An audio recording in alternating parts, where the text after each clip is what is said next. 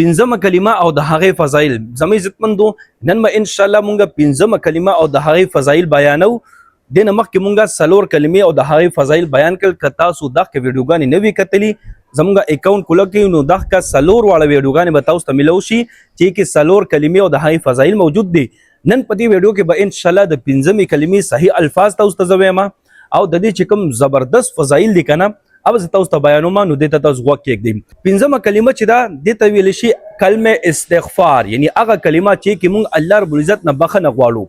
د دې کلمه استغفار صحیح الفاظ داسې دي: استغفر الله ربي من كل ذنب اذنبته عمدا او خطأ سرا او علانية واتوب اليه من الذنب الذي أعلم ومن الذنب الذي لا أعلم إنك أنت علام الغيوب وستار العيوب وغفار الذنوب ولا حول ولا قوة إلا بالله العلي العظيم. دا د پنځمې کلمې صحیح الفاظ دي.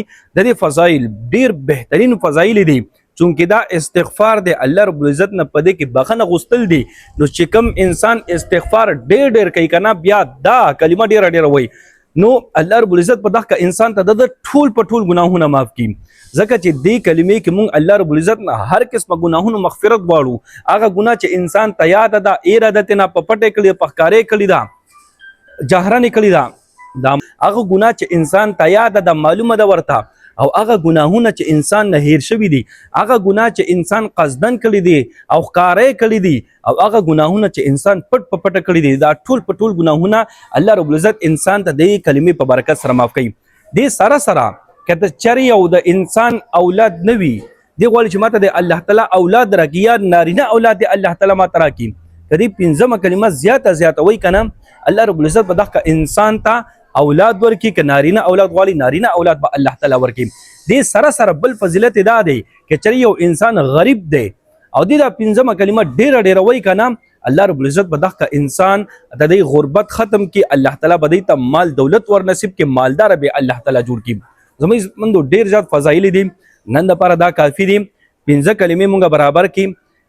ټولو ته گزارش دی که تاسو شپږ واړه کلمې زده کول غواړئ زموږ اکاونټ ځان سره فالو کړئ. راتلونکي ویډیو کې به مونږ د شپږمې کلمې الفاظ او فضایل تاسو ته بیانو. ټولو ته گزارش دی چې اکاونټ ځان سره فالو کړئ او ویډیو تاسو ډیره شیر کړئ چې هر مسلمان دا کلمې زده کړي او تاسو ته دعاګانې کوي. الله رب العزت موږ انشاءالله بعد ساته دعاګانې کوي. دعاګانې به کوو. الله په امان.